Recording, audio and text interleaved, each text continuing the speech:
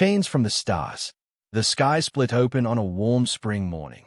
Cities across Earth watched in stunned silence as vast, obsidian ships pierced the clouds, silent giants casting shadows the size of mountains.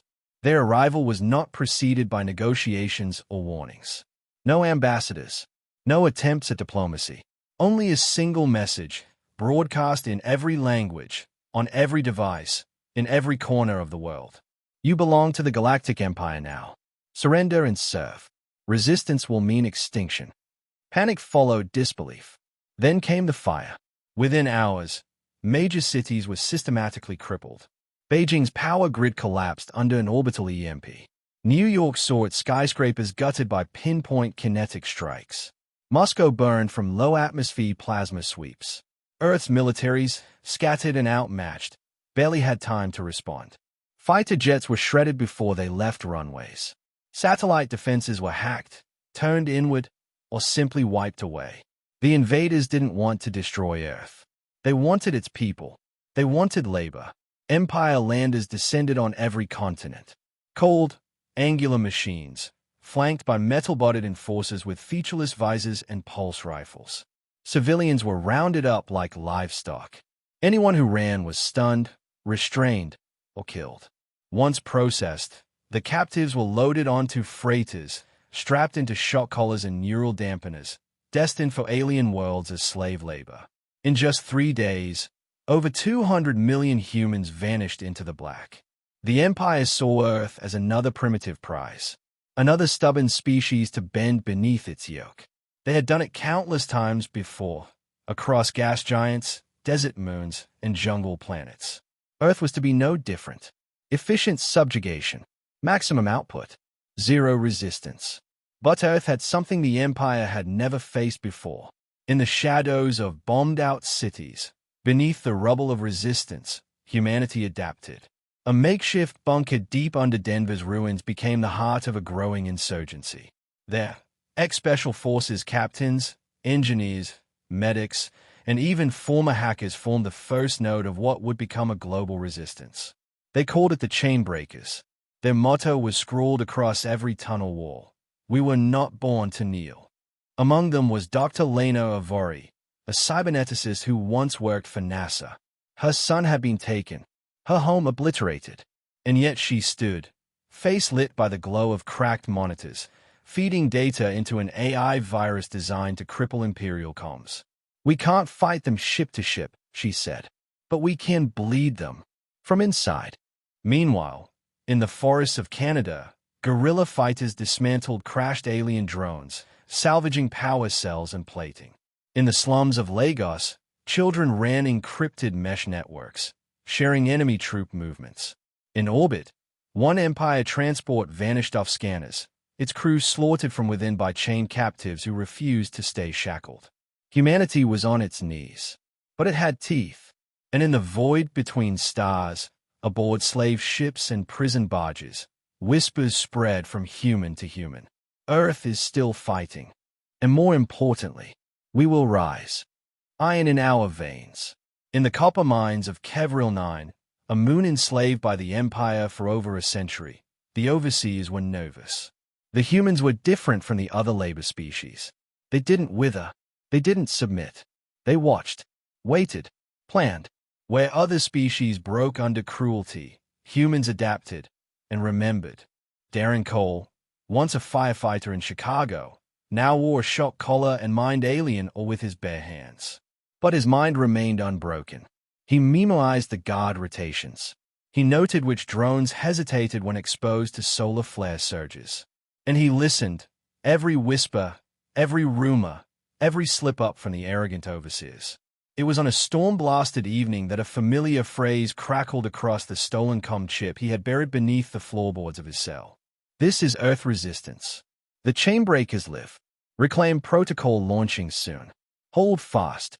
His heart raced. Earth was alive, and they had a plan. Back on Earth, in a hidden lab beneath the remnants of Berlin, Dr. Lena Avori fed the final line of code into a pulsing, artificial brain encased in a jury-rigged server made from scavenged alien tech. Reclaim. A virus, but not biological. Digital. designed to exploit the Empire's over-reliance on synthetic infrastructure, logistics systems, fleet coordination AIS, slave management grids. It would start slow, harmless, a few missed signals, then corrupted files. Then, when seeded across enough systems, chaos. Lena wiped blood from her temple. A raid the night before had cost them 3 engineers and nearly destroyed the prototype. But the code survived. That was enough. Time to teach the galaxy what humanity does when cornered, she muttered. They uploaded the first package via a hijacked satellite still tethered to a forgotten Empire relay. From there, the virus would leap, from drone to frigate, from database to control hub. Within 2 weeks, the cracks began to show. A planetary landing bay on Tarsize, full lockdown during a supply drop, sealing its own troops inside. A slave transport vanished into a star after its navigation AI mistook the sun for a docking station. Communication between Outer Rim patrols began to garble, orders distorted, reinterpreted as contradictory commands. At first, the Empire believed it was sabotage, internal treachery, perhaps even civil unrest among its own ranks. They were wrong. The virus had no name in their language. But among the scattered pockets of human resistance, it was sacred. Reclaim was not just code. It was a symbol of memory, of rage, of promise. On Kevril 9, Daring Cole triggered the mine detonation system remotely using a corrupted overseer key. Explosions lit the caverns as slaves burst from the depths, overpowering stunned guards. Within hours, the mines were silent and free. Cole stood among the ash and broken chains. He looked up at the stars, jaw clenched. "We're not waiting anymore," he said. "Time to bring the war to them." From Earth to the edges of the galaxy, the message spread like fire. "We're not your slaves. We are your extinction." They wanted labor. We gave them all. Above the moons of Cyrex, a fleet of Imperial warships hung silent. Their cores had gone dark. Admiral Threx of the 9th Conquest Armada stood frozen on the command deck of his dreadnought, staring at the impossible data crawling across his failing interface. Ship AIS offline. Targeting system scrambled.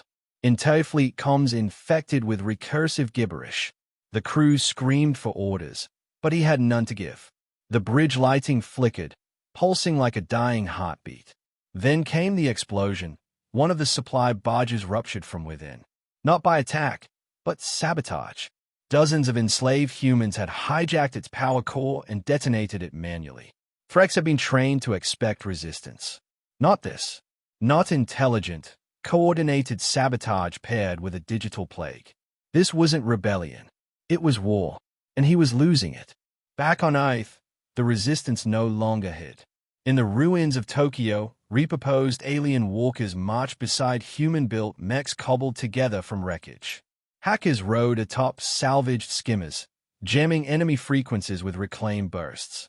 Orbital drop pods, originally meant to transport slaves, were now reprogrammed to carry commandos deep into enemy camps. The skies once owned by the Empire now flickered with dogfights. A converted civilian shuttle, call sign Fury 1, had scored its 5th kill against an Empire gunship, its human pilot laughing like a man possessed. "They thought we'd work their fields," he broadcasted live to the galaxy. "Instead, we're plowing through their fleets." Underground bunkers became production hubs. Each captured alien facility was gutted, studded, and turned against its makers. Empire tanks were stripped of biometric locks and re-engineered for human use. Drones were captured, rewritten, and returned to their patrols, now silent assassins waiting for a trigger word. The Chainbreaker's resistance became a global movement, then interplanetary, then galactic. Across the stars, other enslaved species rose up, emboldened by human defiance. The Draxians on Veltor 3 overthrew their guards and flooded the planet's control stations. The timid, four-eyed Kirill, once docile miners, took up alien rifles and renamed their planet Ashhaven, in honor of the human who led their revolt and died beside them. But nothing matched what happened at the Battle of Kethrenbelt. An extermination fleet, 1,200 warships, was dispatched to destroy Earth once and for all. They never made it. Humanity had mined the asteroid field, seeded it with cloaked turrets, drone swarms, and hacked orbital cannons. What looked like an empty passage became a slaughterhouse. By the end of the engagement, only 2 Empire ships limped away, both trailing wreckage, both infected with reclaim. Humanity lost dozens in the battle. The Empire lost everything. On Earth, Lena watched the data feeds. They sent a fleet, she whispered. We sent a graveyard. Every liberated world now flew 2 flags, one native, and one bearing a broken chain wrapped around a burning star. Humanity wasn't just resisting. It was leading a galactic uprising. And the Empire, it was dying, bit by bit, world by world. No masters, no mercy. The fleet that descended on Vinaxis Prime wasn't vast by Imperial standards. It was human, scarred ships made of patched metal and alien alloys. Former slave freighters bristling with stolen weaponry. Dreadnoughts fused from the carcasses of defeated enemy vessels. Their hulls bore battle damage like tattoos, proof of survival, of defiance. At the center of the armada flew the Breaker of Chains, Earth's flagship, and aboard it stood Darren Cole, no longer a prisoner, no longer just a man. He was a symbol now, a spark turned wildfire. Vinaxis Prime, the Empire's heart world, had never seen war on its surface. No enemy had ever reached its skies. Until now, the first strike wasn't from orbit. It came from within. Reclaim had done its work. Power grids collapsed. Military satellites turned traitor. Defense cannons misfired on their own airships. In the palace, the Empress screamed as her command throne short-circuited, its neural link frying half her synapses. Her elite guards were ambushed in their barracks by slaves they had once owned. Darren's voice echoed across every channel, translated into every language the Empire controlled. This is for Earth, for Kevril, for every world you chained. You wanted labor. You earned your extinction. Drop pods slammed into the capital. Human soldiers, side by side with liberated aliens, surged into the streets. What had once been a symbol of eternal rule became a battlefield littered with bodies and flame. The Imperial Council tried to flee. Their escape shuttles never launched. Hackers had locked down their launch bays, forcing them to watch as the city burned. In the final hours, the Empress barricaded herself inside the throne spire, activating its last automated defenses. Lena Avari led the assault personally.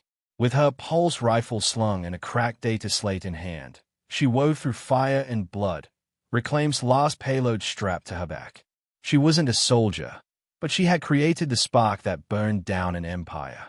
When they reached the spire's core, the Empress stood alone, her regal robes scorched, eyes filled with disbelief.